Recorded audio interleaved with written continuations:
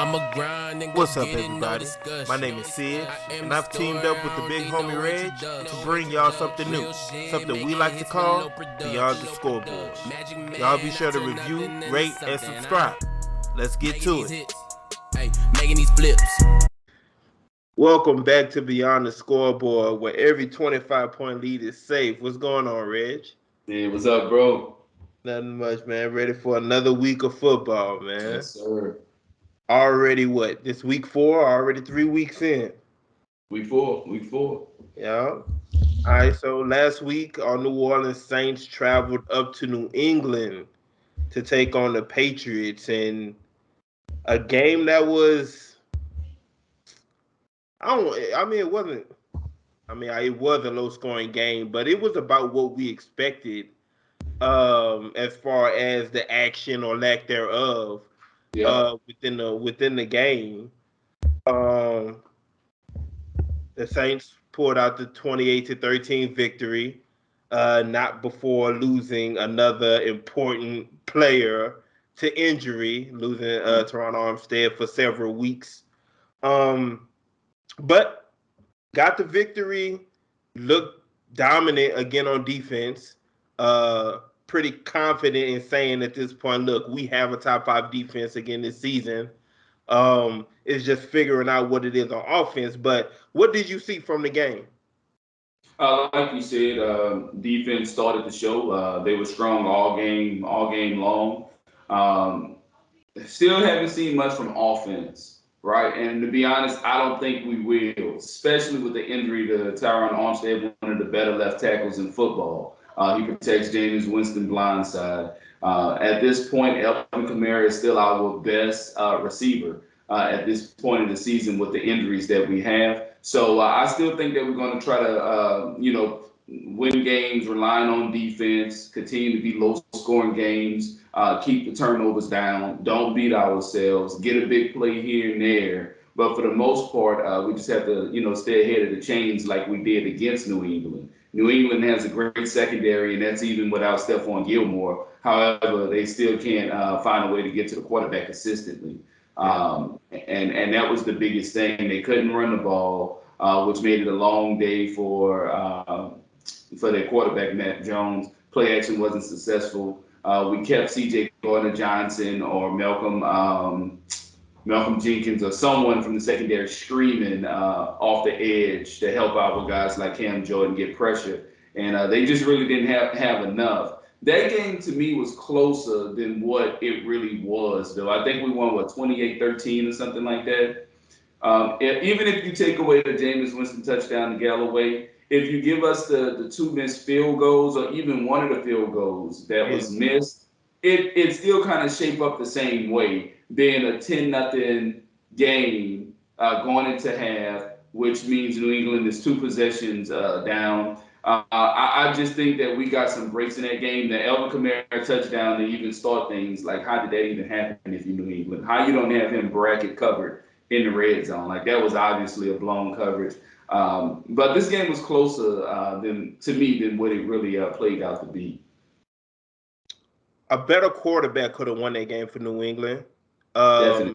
Not once again, I like Mac Jones. I think he's going to be a hell of an NFL quarterback, but it's his third game, So a more veteran quarterback, a Cam Newton, if he was in there, he could have won that game. I'm not like that's funny you say that because I spoke with a good friend and he said the same thing, and I'm not sure about if he would have won that game.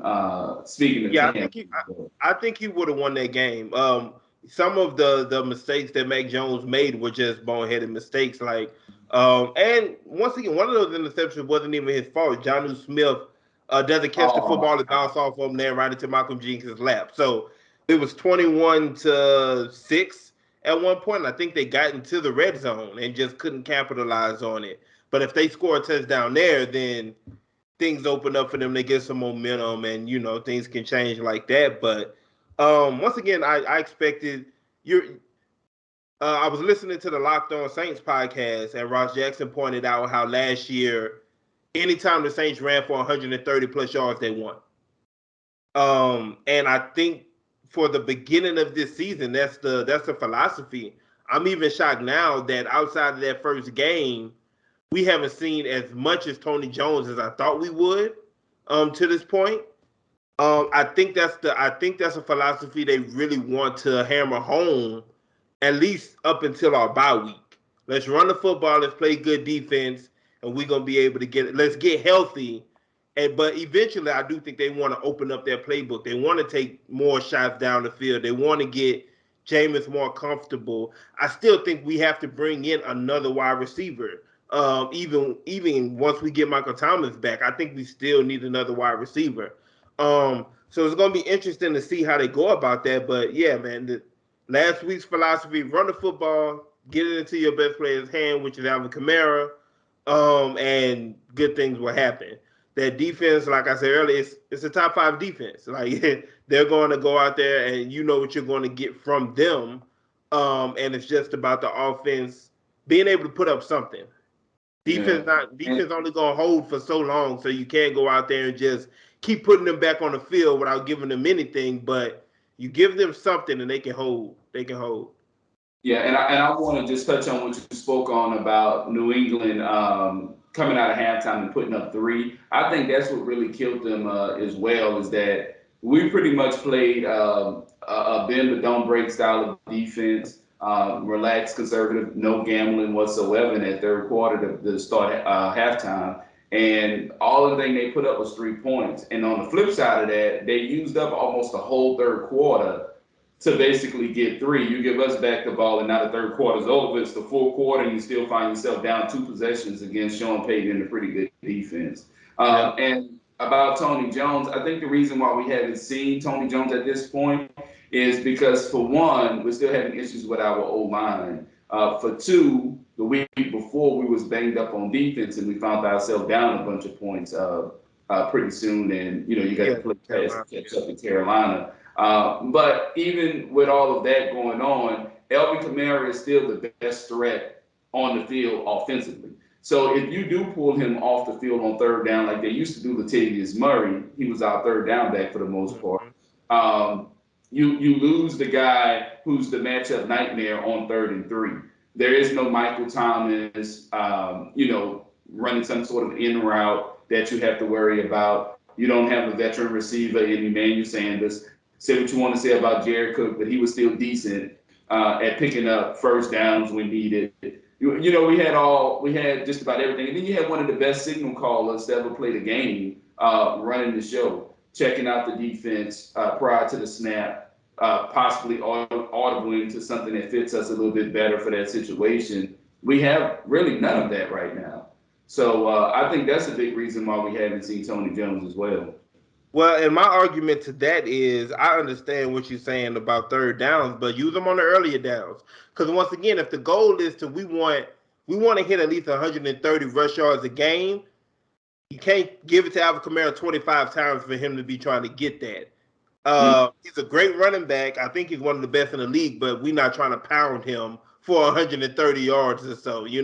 So Tony Jones needs to get some of those carries on the earlier downs to where on third down you can get the full Alvin Kamara experience, basically. And I totally agree with that. I just think that we're not in a situation, besides the Green Bay game, we've never been in a situation where we can afford to pull Alvin Kamara off the field as much as we would like to keep him fresh. I think Sunday against New England was a great opportunity to be running Tony Jones on first and second down.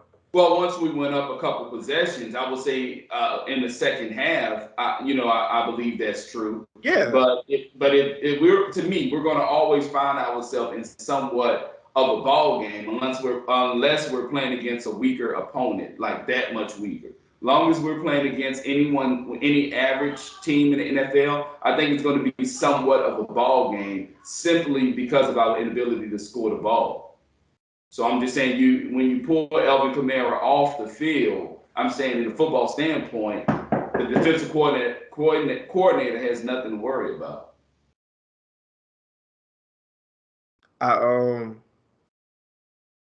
Okay, so let's look across the rest of the league from week 3's action. We started off with What did we? No, not Cowboys. We started off with. Dang, what was Thursday night game? Thursday night game. Oh, Panthers Texans, and we saw Christian McCaffrey go down in that game. But once again, the Texans weren't able to do anything offensively. In Davis Mills' first start. Even though I said this Thursday when the game was going on. I tweeted and I put it on Facebook. I say Tyrod Taylor about to lose his third job to a rookie quarterback. Of course, Davis Mills didn't go out there and look amazing. He looked just as well. Honestly, he looked better than some of these other quarterback draft picks of this past year. But he looked comfortable. He got better as the game went along. And if Tyrod can't get back quickly, I think that's Davis Mills' job now, which sucks for Tyrod Taylor because once again, we're looking at a guy that's playing well, gets hurt, and then he may be in jeopardy of getting his job back. But yeah, that Panthers Texans game went basic. We thought it would be more points from the Panthers, but like I said, with Christian McCaffrey getting hurt, that kind of shut that down. Definitely. The big game from the weekend for me, which was the Tampa Bay Buccaneers against the LA Rams. I know we made our Super Bowl picks at the beginning of the year, and I know I had the Rams. Matthew Stafford is 10 times the quarterback that Jared Goff was, and that makes all the difference in the world for this team. Looking at as Super Bowl contenders, even with Jared Goff as their quarterback. Not saying Jared Goff is horrible, but Jared Goff is an average quarterback. Matthew Stafford is not. Matthew Stafford is a guy who's been in a bad situation for a long time, and even was able to make the best out of that bad situation.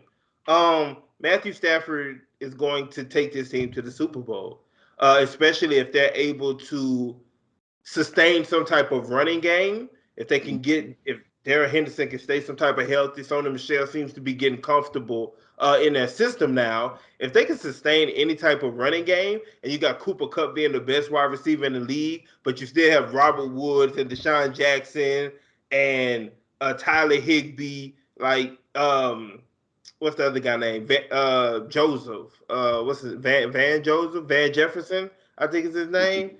All of this talent on that offense, and then you got Jalen Ramsey and Aaron Donald on the other side of the field. That team's going to be hard to beat, and I don't care who you are. So that game actually played out just about as I thought it would. Tampa Bay came into that game being beat up on defense, especially, and lost another corner during that game. Lost during the game. Didn't have Antonio Brown because of COVID protocol.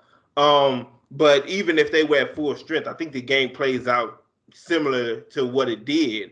That secondary of Tampa Bay is one of the two things I've always been worried about of that team. And then when you go up against an offense that's talented, it's going to show. And that's what happened Sunday, in my opinion. I would like to say this. I give all credit to the Rams for winning that game. Like we spoke about prior to that game starting, hey, it makes all the sense in the world to pick the Rams to win this game. The only reason why I'm going to even give Tampa Bay a chance right now is because they have Tom Brady over there. Yeah. But I will say this. I would look forward to a rematch of this game and seeing both teams fully healthy or close to healthy as possible. Antonio Brown is very crucial to what Tampa Bay does offensively. They can spread you a different type of way with Antonio Brown in the slot. And Scotty Miller, I mean, he's no slouch. He's fast and he can blow the top and all that good stuff. But he's not Antonio Brown. He's nowhere near, Antonio Brown. Yeah. Yeah, and the unfortunate thing about that is the further we get into the season, the less healthy probably both teams are going to be. So whenever they do meet again, they're probably going to be even less healthy than they were this time around. Some other interesting games from the weekend: Baltimore and Detroit. We see Baltimore continue to struggle because once again, the league seems to have this Lamar Jackson thing figured out. So if he can't do more, like he's still gonna get his, but it's gonna be way more contained than it has been, and it's not going to lead to as many victories as it has been. So for Detroit to be up that 1 point, and they got robbed too. May I also say they got robbed, being that there was a delayed game that wasn't called on that last drive. And there was something else because that was a delayed, like that delayed game was 2 seconds beyond the clock, so it was crazy that it didn't get called. And then it was something else. I think an intentional grounding that didn't get called. But for Justin Tucker to go out there and just do what he do. Yeah, just do it. 66 yards, no problem. Let's get it done. Right. And to break Detroit's heart like that was crazy. But once again, this is a Detroit team who's already looking better. It's still gonna come down to with the Jared Goff thing. It was a gamble that was worth it for them. If he pans out to be the quarterback that took the Rams to the Super Bowl one year, great. If not, they'll be able to move on from him easily. And he came along with 2 first-round picks, so it was worth the risk for them. But Dan Campbell has done a decent job over there thus far, and it's interesting to see the spots that they have that are already turning around. The Chargers and the Chiefs was another good one where I looked up and I was like, man, the Chiefs are about to lose this game. Early. Yeah. And I know you hit me up Sunday. You was like, man, Justin Herbert is already to that point to where they trust him to look. We're gonna keep putting the ball in your hand, and we know you're gonna be able to get out here and do what it takes to win.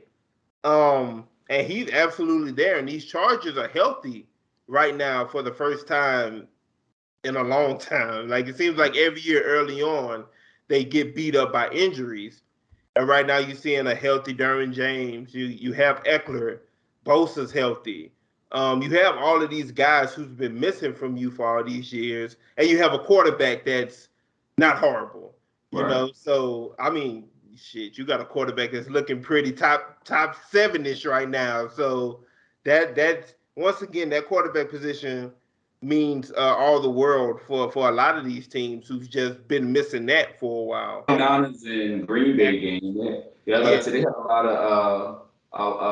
of must see in that game. Aaron Rodgers bouncing back from another loss. We won't call it poor performance or whatever you want to say. And San Francisco trying to stay alive in that tough division. To me, that was a very interesting game that came down to the wire as well.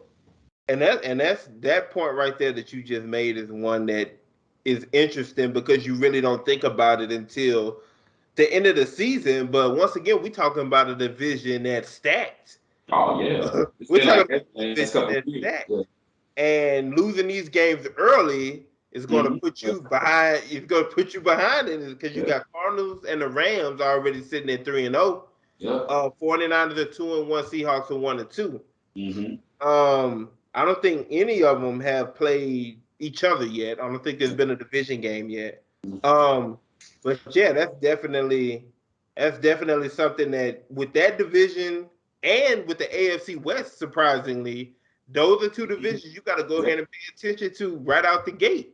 Yeah. You got the Raiders being undefeated. You got the Broncos being undefeated. The Chargers are 2-1, and then Kansas City is 1-2. And no one expects Kansas City to be sitting at the bottom of that division. So it's going to be real interesting to see how that plays out. Okay, so let's look forward to week 4. Let's start where we always start. Let's start with our New Orleans Saints. New Orleans Saints finally returned home Sunday after the New England game for the first time, I think they said in 28 days. Of course, we were supposed to have our opener there. Had to play that in Jacksonville, but we get to return home this Sunday against the New York Giants. Don't feel the advantage is real. And in situations like this, the prolonged wait, I know they were saying it's been January 29th. Well, yeah, January of 2020 was the last year we had a full capacity crowd in the Superdome, in what's now the Caesars Superdome. So we get to welcome in the Giants for their first game back, and how do you see that one playing out? Man, I think the energy is going to be unreal, of course. You just spoke, about the advantages. I think home field is going to do the offense some good. Now, keep in mind, Tyron Armstead will not be present at left tackle this game. So I'm not going to go crazy and say, oh, it's about to be the Packers game all over again. I expect the offensive play calling to be very similar to what we've been seeing. However, I think defense will be just a little bit better.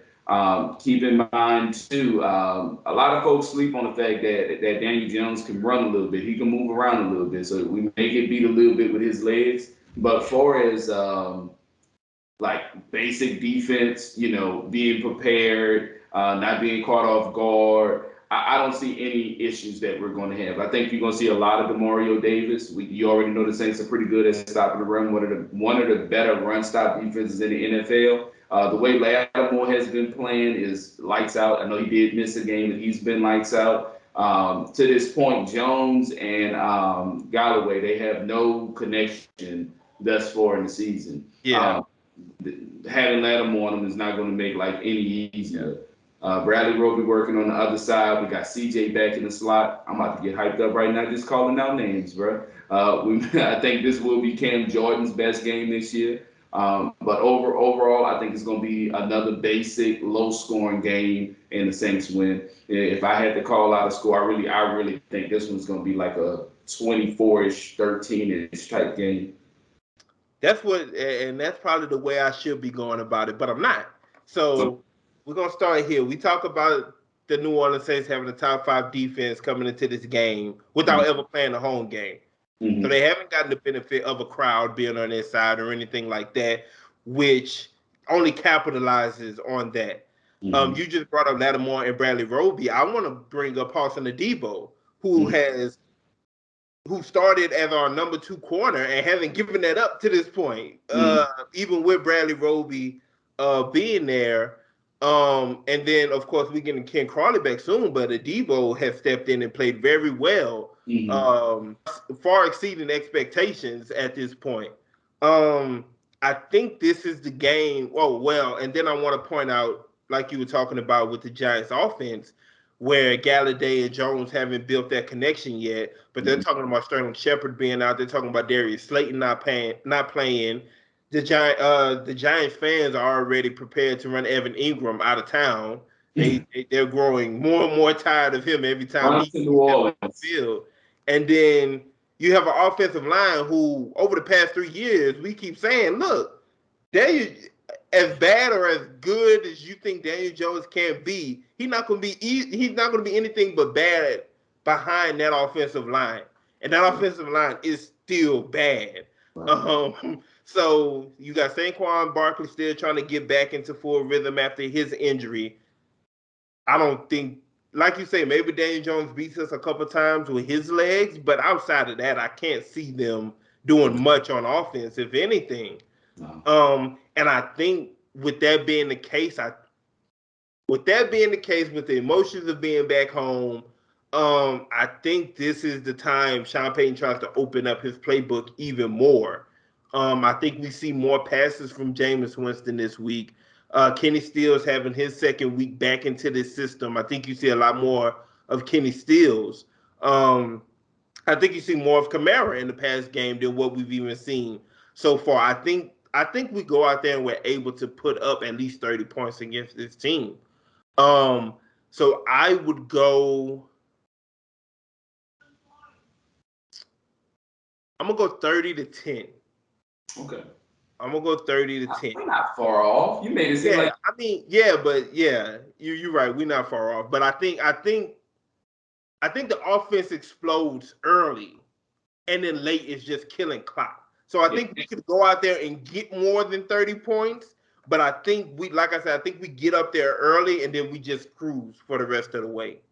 And see, I see more of them just not being able to stop the run. So why would you even put the ball in harm's way? Yeah. I really feel like we can definitely average 4.5 the 6 yards a pop against them, no matter how many times we decide to run the ball. Yeah. And I just see that being the game plan. I just don't see them being able to line up in a way because they're a man team, you know, and if you're going to play man, then it's a little bit harder to stop the run in the NFL level. So if you're going to tell me you're going to use the strength of your team, which is your front four and then your secondary, and keep your backers out of the equation, then they're going to have to find a way to play man, basically, keep an extra guy in the box to contain, and just keep one safety over the top. Anything outside of that, I mean, it's going to be pick and chooses for James Winston. Yeah, 100%. So we both see that pretty much the same way. I know the line we saw was 7.5 for that game.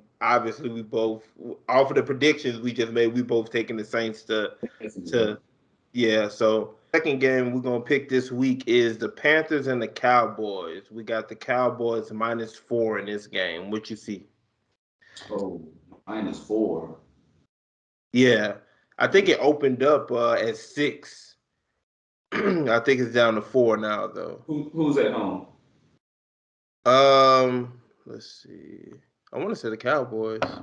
And they're only -4? Yep, Cowboys at home, -4. Yeah. The Cowboys in this one. Yeah.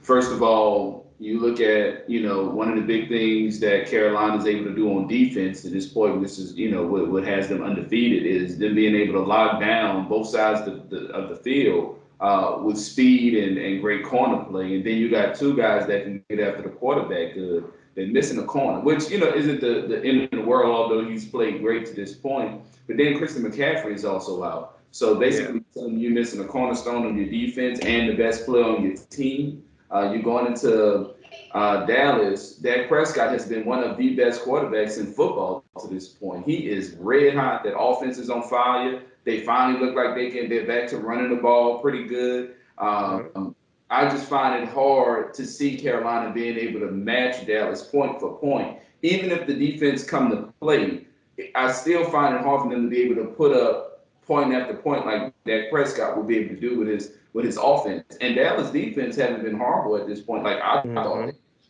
they're causing a lot of turnovers. I think they're averaging 2 a game right now, and they're having success on that side of the ball. So I really would have to take Dallas in this game.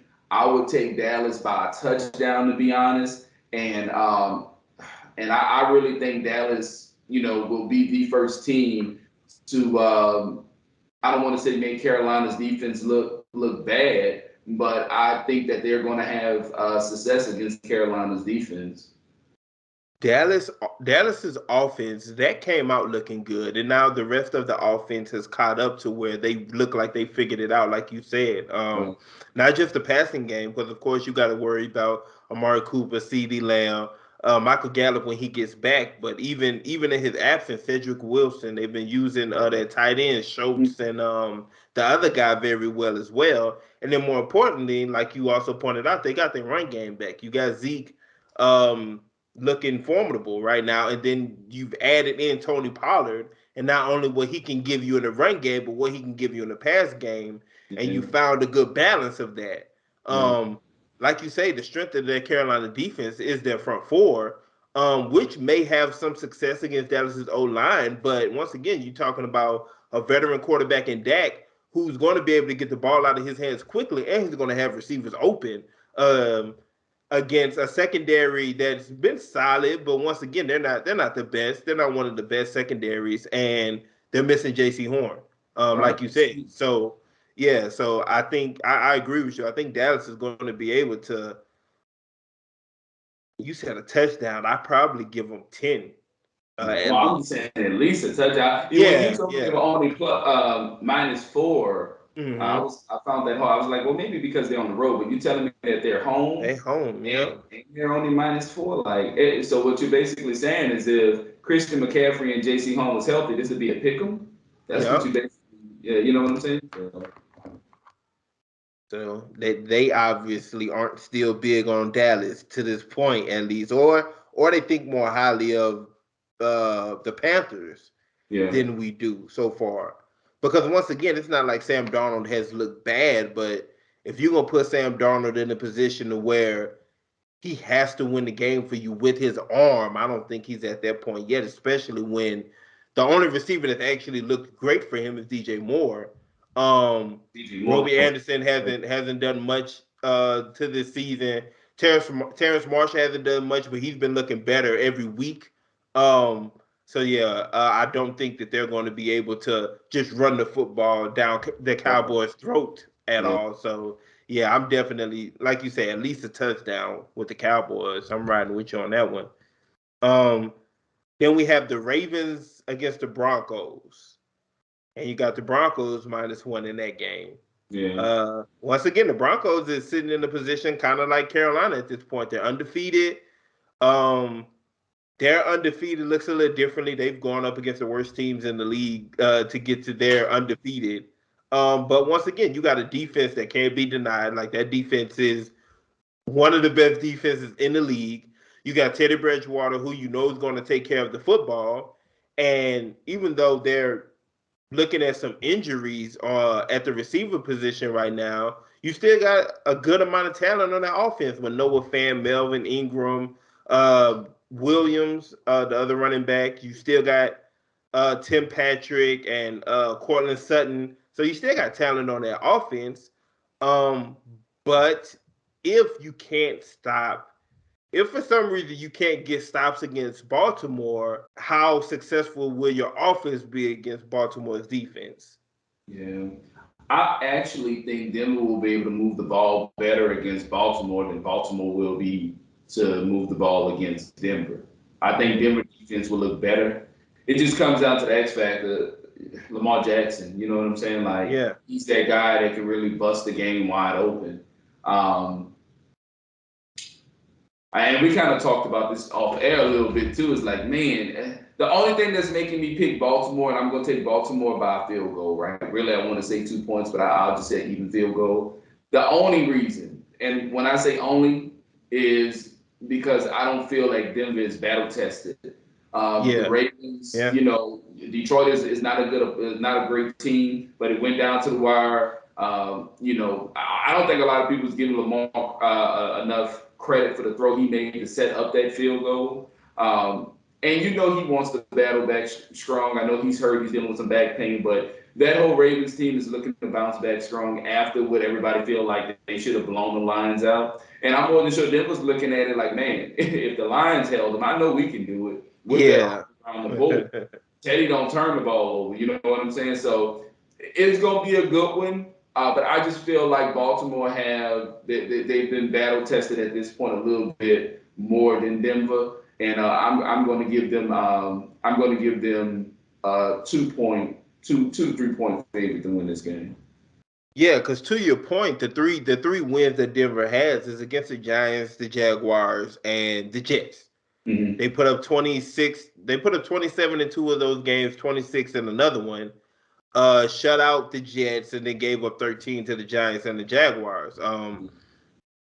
I do think Baltimore is able to get to more than 13. But once again, you're talking about a Broncos team that's putting up 27 points a game, which is kind of surprising. Like, I didn't even think that they were averaging that. Extra distance. And once again, we're talking about them playing bad teams in those first 3 games, but this Baltimore defense hasn't looked any better than any of those. Man, that's so shocking, man. Because their defense was still coming into this year just like last year, and I was like, man, I wasn't. It's like everybody on their defense took a step down besides Patrick Queen. He's still the only guy that's flying around making plays when his name is called, whether it's in coverage or what. But then you look at, you know, Marlon Humphreys, who I had inside my top 3 corners last year. I mean, he's getting beat a lot this season, a lot. Calais Campbell, you know, he's a guy who lines up on the edge. He lines up inside. He normally wrecks, you know, game plans. He hasn't had that mojo. Hasn't had that mojo. So, Baltimore, their defense is not looking like they once was last year. Yeah, so I'm 100% with you right there. Like I said, I can see this being a low scoring game. I can see neither team getting to 20 points. And I think. Oh, what'd you say? I was gonna say I think the Ravens get to 20. To be honest, I think both teams get to 20. To be honest. Really? Yeah. Okay. Yeah, and I'm not saying they won't. I'm saying I wouldn't be shocked if they don't. But I'm right there with you, taking Baltimore by a field goal, and I think I think once again Lamar Jackson is that X factor. He's what he can do with his legs. Honestly, I've been shocked by how well Sammy Watkins has played to this point. Mm-hmm. They just elevated Rashad Bateman back to their active roster, so they should get some of him this week. And then you got Hollywood, who's been looking even better this season as well. So yeah, exactly. But once again, they're going up against a defense that's from top to bottom. They have a defense that's really solid. So, but I think, like I said, I think Lamar Jackson is the X factor, and I think he'll make it happen. Between him and Justin Tucker, they're gonna squeeze out a and that was the next thing I was gonna say. Yeah, Justin Tucker coming with it, man. He really don't miss. So, but like I'll say 24-20. I see it being 24-20, but I do see both teams going 20 in this ball game. Yeah. So the last game we're gonna look at is the Titans versus the Jets. The Titans are -7 in this game. So of course we've seen the Jets. We know the story about the Jets. The Jets are 0-3 at this point. The Jets haven't looked like much at this point. Rookie quarterback Zach Wilson, he's had some times where he's looked decent. He's had other times where he's just making rookie mistakes left and right. They don't have a run game to help him out. The receivers that they have over there with him just haven't looked good so far. I expect Corey Davis to look better. Who's the other guy they got over there? I know they still have Crowder, don't they? I don't think so. They got somebody. They have another receiver over there. I just can't think of right now. now. I haven't heard of. They may draft someone. I'm trying my hardest not to use Google. Yeah, I gave up already, bro. I'm gonna go ahead and look it up. I'm gonna try to look it up. You can look it up, and but yeah, that's definitely they haven't looked great, and yeah, to say the least. But yeah, Elijah Moore. That's what I was thinking about. Elijah. Okay, Moore. yeah, they did draft Elijah Moore. Okay, yeah. So, but the Titans haven't either. Yeah, and that first game where they got throttled by Arizona, and then what are they? Are they 2-1 because they beat Seattle and they beat Did they beat Seattle or did they lose that game to Seattle? I think they lost that game. I think they 1-2. Okay, so yeah, you're looking at it. Oh yeah, but last week they rolled. Well, they didn't roll. They didn't. They didn't. They didn't go. They didn't go crazy. Because I know Ryan Tannehill looked really good last week. Despite his wide receivers. Yeah, I think he threw 4 touchdowns, but I think he still failed to like throw over 225 or something. If I want to say. Yeah. So once again, this is a team that's of course reliant on Derrick Henry above everything else. But we looked at this team. Yeah, they 2-1. We looked at this team adding Julio Jones to put on the other side of AJ Brown. AJ Brown has been a dud through 3 weeks. Like 100% a dud. And trust me, I know I got him on multiple fantasy teams. And he's been horrible. Yeah, Tannehill, like you said, last week he threw 197, 3 touchdowns, 2 interceptions.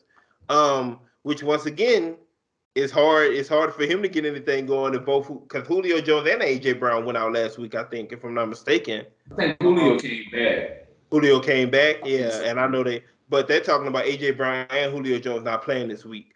And if that's going to be the case, then I don't think the Jets are bad enough to just let 30 rushes by Derrick Henry beat them by a touchdown or more. Like because even if that's the route Tennessee goes, that's going to be a lot of eating the clock. That's going to give, that's going to be a very low scoring game. And I think week 1, me and you talked about it. We looked at it like, dang, we forgot Tennessee got rid of all their cornerbacks. Mm-hmm. They ain't got nothing in the secondary now. I think if there's an opportunity for the Jets wide receivers to get something going for Zach Wilson to be able to exploit a secondary, I think this is as good of a chance as any. I still don't think the Jets win this game, but I think they can cover. I think they can lose by 6, by 3. I don't think that they give up. I don't think they end up losing by 8 points to Tennessee. 8 is the spread. It's 7. Yeah. If AJ Brown or Julio Brown plays, I think Tennessee wins and cover. I think Yeah. so. Yeah, and I can't. Once again, I've seen AJ Brown not do a thing this season, and Julio hasn't done much more than that. So like I say, unless, like I said, both of them go out there and they look at the Jets how I think the Jets should be looking at their defense and say, look, if we're gonna figure it out, this is the game to figure it out. So let's go out here and throw the ball all over the field. Let's get comfortable with each other. I think if this was like week 8 or 9, something like that, I think the Yeah. Jets have a little bit more chemistry. But they had a lot of guys that's out. One of them was out with COVID or something like that. One of their receivers to begin the game. I think so. Yeah, But, I'm not positive yeah, about who that was. Yeah. who was it? No, I said I'm not positive about who it is. I'll look it up. Yeah. To this point, they still lack chemistry. You still got a rookie quarterback who don't have a great O line, no rushing attack whatsoever. So I mean, it's still going to take some time to figure that thing out before they can really let him off the leash. Now, if he just go out here and he's using his legs, Tennessee's allowing him time in the pocket, yeah. But I think the fact Tennessee could rely so heavily on Derrick Henry, if Ryan Tannehill don't turn the ball over, I definitely see them winning and covering. Yeah, and there's no reason to believe that Derrick Henry gonna be out here turning the football over at all. Oh, it's Ryan Tannehill who I'm worried about turning it over. It's not Derrick Oh, Henry. okay. Yeah. So once again, it's looking like AJ Brown's not going to play. I know they said Julio was dealing with a hamstring too, which makes me believe he's not going to play either. So if you're looking at this guy I've never heard of, Nick Westbrook, Icon, and Chester Rogers as being their top 2 receivers. Yeah, I don't trust that to be able to go out there and really, push the ball down the field. So it's gonna be a heavy run game for them. You said Julio he's out. It looks like he's going to miss. It looks like he's going to miss because he's dealing with a hamstring injury as well. Yeah, Gotcha. so it's looking like he's going to miss. Yeah. So if you're missing even if he was missing one of those guys, even though they haven't done anything to this point, they still give you that pose of threat being on your outside. So even if you got one of them out there, I'd feel more comfortable. Yeah, but to not have either one of them, well, yeah, that's what I'm saying. That's different. That's what I'm saying. If they have one, I'm taking them to win and cover. But if they don't have neither, then I'll probably just still take them to win and not cover. Yeah, and at this point, like I say, from what I've seen from Tennessee, it's hard for me to believe that they like I said, I'm expecting AJ Brown to not be there for sure. Mm-hmm. So if it's just Julio Jones, I'm still real iffy on it. So I'm gonna take the Jets. I'm gonna roll with the Jets. To win or to cover? To cover. They're not gonna win, but to cover. And it was Jamison Crowder who had COVID. Yeah, it was Jamison Crowder. Okay, I figured they still had him.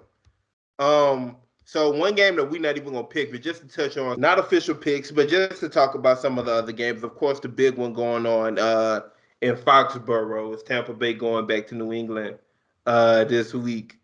Oh my bad, not just Tom, but Tom and Gronk and Antonio Brown going back to Foxborough to take on New England.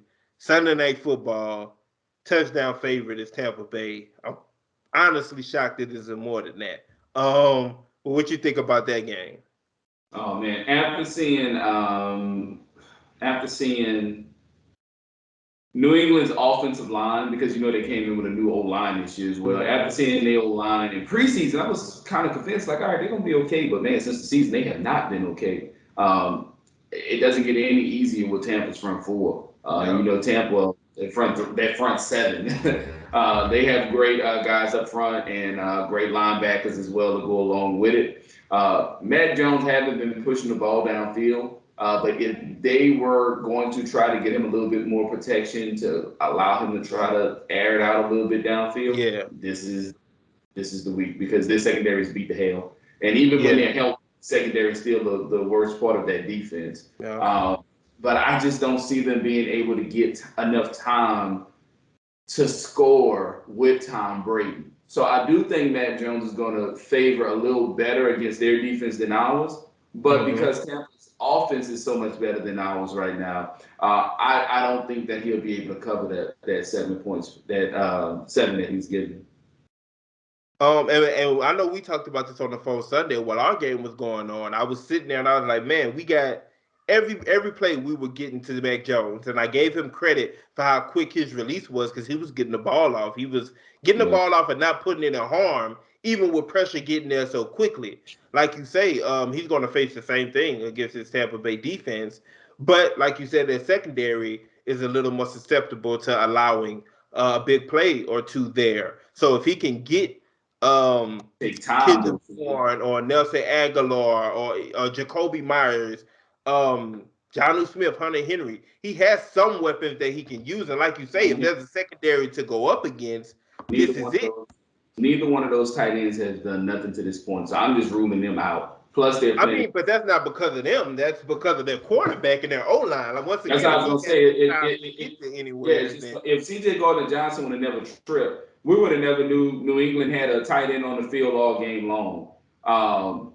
And like I said, I just think it's not Mac Jones, it's the O line. They get no time. And I was And about to say, and even for you to say that their tight ends haven't done any, that's still the best part of their offense when it comes to his weapons. They've yeah, still been, they've still yeah. been the ones getting the most targets, the ones actually being worth anything. So yeah, And you mix that in with the fact that they can't run the football, like that's just a bad combination. and even if they could, they wouldn't be able to do it against Tampa Bay. So or last week again, like yeah. So these are just bad matches. Like they're going to have to throw the football one Yeah. way or the other. One good thing about New England is I think they have a good center to go against Tom Brady, and that's guys that can actually play man coverage. And I think that is the best way to disrupt Tom Brady is getting to him sooner than you get to him as soon as possible, make him throw the ball a second earlier too, but also having guys that can be physical and play man coverage. And I do think he's going to have to rely on Gronk and the tight ends and the running backs out of the backfield a little bit more this week. But it's going to be interesting to see how they use Matthew Judon. He has been their go-get on defense when they need someone to go get the quarterback. So it will be interesting to see how they use him. But outside of that, he knows he's going to get man. I'm more than sure they got a lot of stuff dialed up for it. New England doesn't really get pressure with their front four. Tampa has one of the best right tackles. They're not shabby at the center position. Alex Mack has been playing great. Somewhat of a running attack. New England never could stop the run.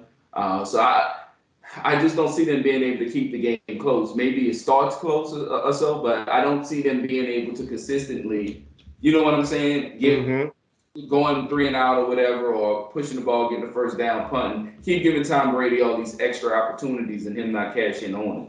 Yeah, and that's exactly what it's going to be like. I think that New England defense is going to hold up as long as they can. But once again, we talked about it with New Orleans.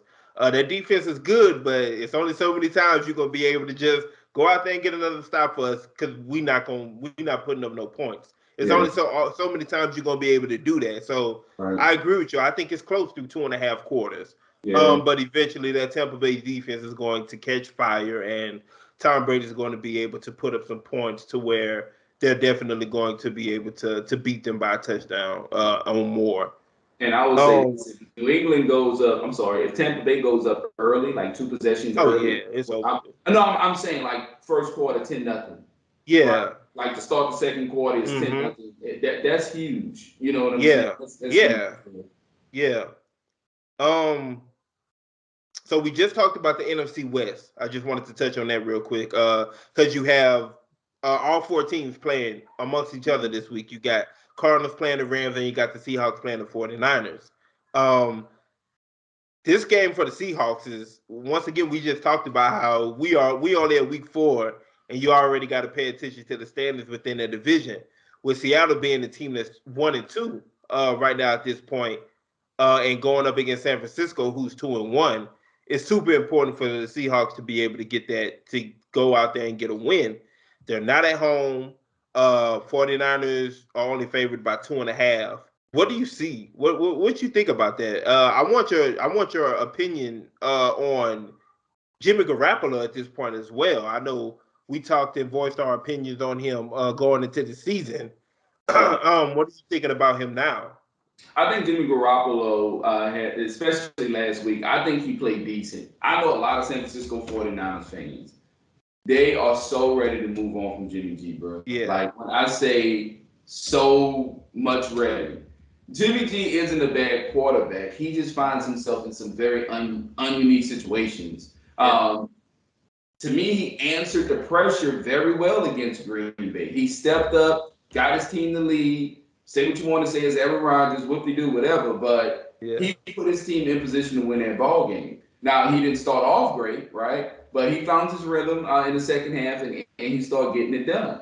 I have all the faith in Kyle Shanahan, right? I think he's one of the best mhm, offensive minds in football. But in order for his offense to take off the way it's supposed to, the way that it can really be dangerous, you need either a quarterback that has a strong arm and is very accurate, like a Matt Ryan, right? mhm, So what? Like I can't move around a whole lot. When he throws the ball, it's going where he's throwing. Jimmy G doesn't have a strong arm, and he's not super accurate. Or yeah, two, or two, I can see a very mobile quarterback working wonders in that offense. A guy that, every time he extends that ball to the running back's belly, that defensive end has to stand up and respect that and honor that. You don't get that with Jimmy G. So I do think, with time, with Trey getting his feet wet, he could get more and more comfortable and become a better quarterback for San Francisco. But I don't think Jimmy G is the problem right now with San Francisco. yeah, It's not Jimmy G. Um, but I do think they move on from him. I definitely think they move on from him. Not this season, I'm saying, but I do think yeah. Trey's gonna, before the year's out, I think Trey will be your starter. Yeah, and I'm still standing on what I said in the beginning. Like I said, I think Jimmy G is the quarterback throughout the rest of the season. After this year, he's gone. But for Yeah. the rest of the season, I think he's the quarterback just because I feel like he has to really lose the job in order for them to give it to Trey Lance this year.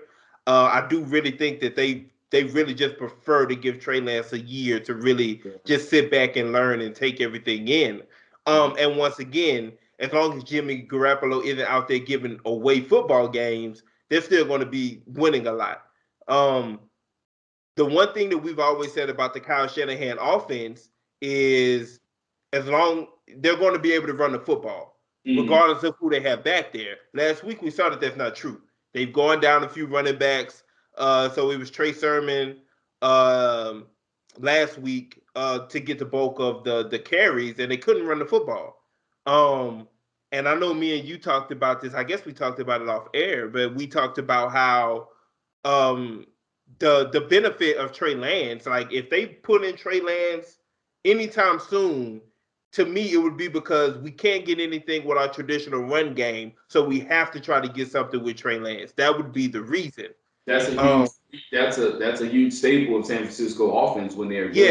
yeah, exactly. But as these running backs start getting healthy, I think Elijah Mitchell is supposed to be back this week. We're going to see if they're going to be back to being able to run the football successfully. And if that's the case, I don't think Jimmy Garoppolo is going anywhere. Um,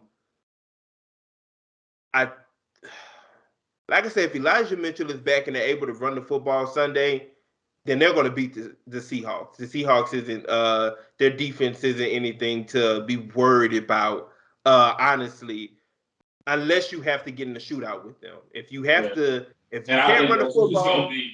yeah. If you telling me that San Francisco won't be able to run the football Sunday and it's gonna have to be Jimmy G against Russell Wilson, Russell Wilson gonna win. DK Yeah. Metcalf, Tyler Lockett, those guys are gonna win that.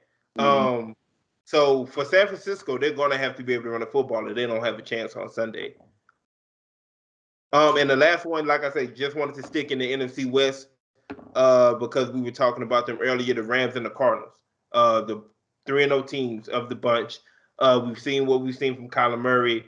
AJ Green looked great one week. Christian Kirk been looking good over time. We know what we're getting from DeAndre Hopkins. They actually haven't had to count on their run game as much just because of how prolific their receivers and their quarterback has been. But then you got the Rams, who Matthew Stafford, once again, we talked about him earlier, how he's taken what was already a great offense and has taken them to higher levels. And once again, we're talking about a defense. Well, both have good defenses. I know Arizona's having some secondary. They're missing some people in their secondary right now. So they're trying to figure that out. But once again, you talk about a defense in with LA that features Aaron Donald and Jalen Ramsey. so so you're looking forward to the DeAndre Hopkins Jalen Ramsey matchup, and then you got Aaron Donald that's going to be breathing down Kyler Murray's neck all game. Right. The Rams are favored by 4.5. I don't know. I'm not sure what it opened up at, but I think it opened up at 7. Yeah, it was 7. So it's down to 4.5. What you got? It's going to be a close one. I don't think Kyler Murray is going to be spectacular in this game. I honestly don't. Jalen Ramsey is definitely going to take away D-Hop, right? That's been the story of their careers for the most part. And Arizona still haven't found a way to run the ball. It's a lot of dropbacks, a lot of Aaron Donald. Kyler Murray's special. And you know I like Kyler Murray a lot. I just don't see Arizona winning this game. I just don't. I just don't see him winning this game. Maybe if Matthew Stafford wasn't playing as good as he's been playing, they'll have a chance. But because in the past, that's what kept these games close to me is the fact that the Rams had Jared Goff. Now you have Matthew Stafford. That's a big jump. So I'm going to go with the Rams. And I see them covering. See a lot of teams covering this week. But yeah, I'm taking the Rams, and I'm taking the Rams to cover. And I'm right there with you. Once again, as good as the Arizona offense and defense is, the Rams are better at both.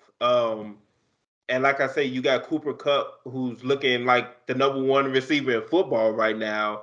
And I don't even know, Byron Murphy is the number 1 corner in Arizona, I want to say.